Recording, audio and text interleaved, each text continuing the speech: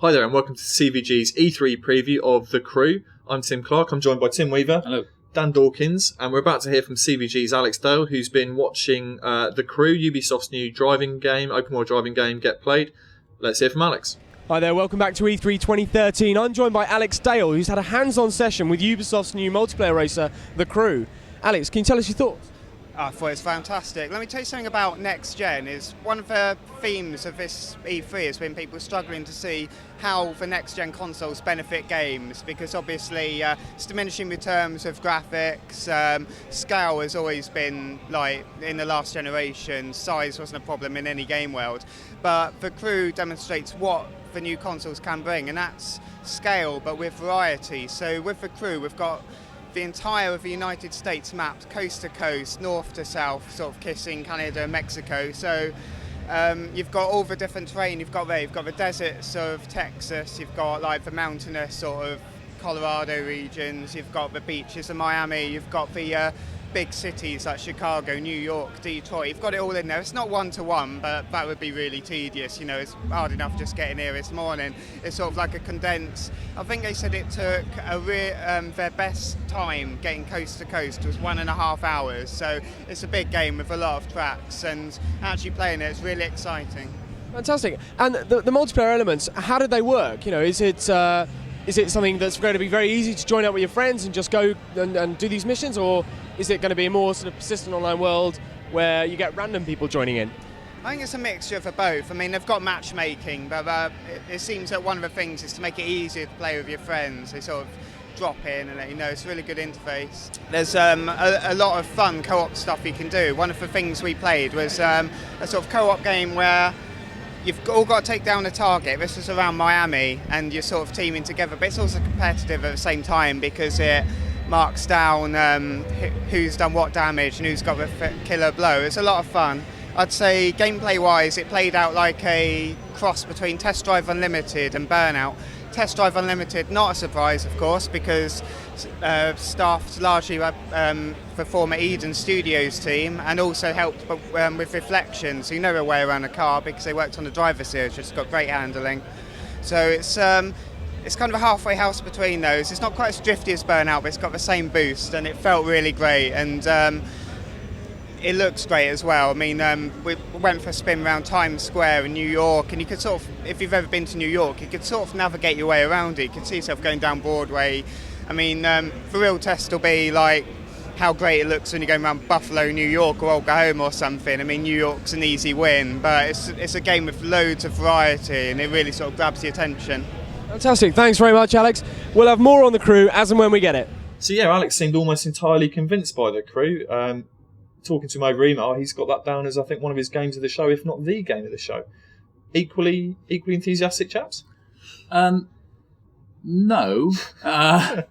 Listen, I think Alex is a really good judge of a game, so I'd be interested to see what he says once he's back in the office. I'd like to quiz him on it, because when I saw it at the Ubisoft conference, I wasn't as convinced about it. I didn't think visually it looked that special, and a lot of the ideas in it look like ideas that have already been pretty well covered in games that have already come out. My initial reaction was it looked a lot like this is obviously unfair, but it looked a lot like the Wii U version of the last Need for Speed, as in a bit of a step up, but like not astonishing. But then I suppose, Dan, the interesting thing he was saying is the sheer scope of it, that it's got kind of all of America in it, but shrunk in terms of environmental styles. And yeah, that could be interesting. I mean, certainly. I mean, I'm trying to hypothesise about it being good. Switch to benefit of doubt. Yeah. The city sections to me look like any city section in an open world racing game I've played in the last 10 years. So I mean, that didn't grab me. It looked a bit Nightclub, bit Need for Speed, bit Burnout. I like the look of the open world stuff with the open rolling, what would you call it, hillsides and country. But again, to be brutal, that reminded me of Smuggler's Run, which is about 13 years old. What the most convincing case I've seen made for it, other than Alex, is with someone on Twitter who I apologise I forget who actually said this now, but said imagine it as being a co-op road trip across America with your best friends in cool cars. And at that point, I could sort of buy it. But then I'd almost rather be getting into GTA style hijinks with them rather than just the limit of our shenanigans being just to run the odd van off the road. I think maybe that's fine. I think one of the problems with open world races is that there's a ceiling you hit, which is that you can't get out of the car. So you've got all this amazing terrain to explore, and you've got these incredible cities. And there was a lovely section in the footage they released where he's sort of winding down a mountain pass, and there's Las Vegas kind of winking in the sort of dusk behind them in the valley. Lovely, like visually lovely, but when you get to Vegas, what you want to do is get out of your car and have a wander around, And so that's the problem I think open world racers face. I mean, Test Drive Unlimited, which, as Alex alluded to, a lot of the developers from Test Drive are now working on the crew. That also had an amazing sense of place. I mean, it was set on Oahu, in Hawaii, and it replicated Hawaii amazingly, and that kind of, but it had a kind of sort of high-end vibe to it. So you went into these showrooms, you looked around the showrooms and stuff. So it had a kind of spin. I thought that was quite a cool idea. I thought it was a great idea. Whereas this looks more like a sort of down and dirty kind of approach to racing. And I think it will come down to just how good its missions are, and B, how well supported it is online. Dan, have you been surprised by the sheer amount of driving games? I know you're not like a huge motorsports aficionado, but you've got Drive Club, Need for Speed, The Rivals, Forza, GT6 coming to PS3. I mean, it's a fair old time if you like cars. Yeah, I mean, I'm surprised because I don't like cars at all. And for some reason I used to. I've just hit a blank at some point where I felt like I can't absorb any more car games unless they're doing something new.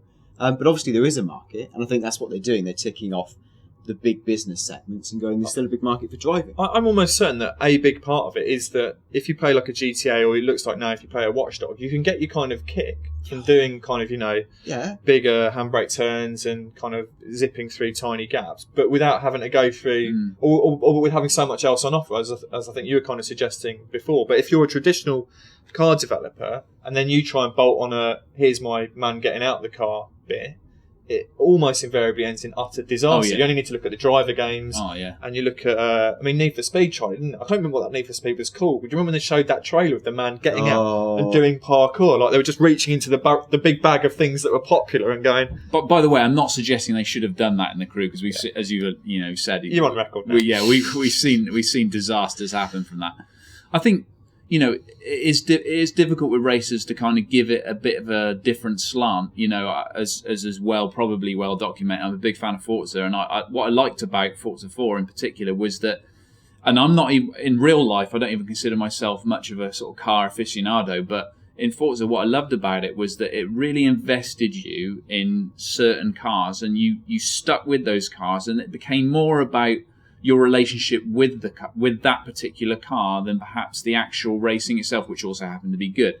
And that's what I liked about it more than some other races like Need for Speed and Burnout, where the vehicles are a little bit throwaway in terms of the actual action that's kicking off. It's something GT's always done really well. Pokemon for cars, wasn't it? And you have in your mind, I'm saving up to buy a Car X, and then you get Car X, and then you tweak it a bit. You really feel the difference, in everything from the speed to the way the gears shift to the handling. But it's about that fetishism, isn't it? I mean, in GT, famously you have that thing where you can pay like 15 credits to wash the car, and you sit going and you feel that weird sense of ownership. And the Forza's Auto Vista plays into that as well. Yet with Forza Horizon, I didn't feel that same relationship with the cars at all, because there were so many cars and you were jetting about in the biggest cars the whole time, whereas in Forza you have to work your way up from the cruddy little minis and the Nissan, the tiny little Nissans and stuff, and when you get to that first car and you take hold of it and you build it and you love and show it sort of tender love and care,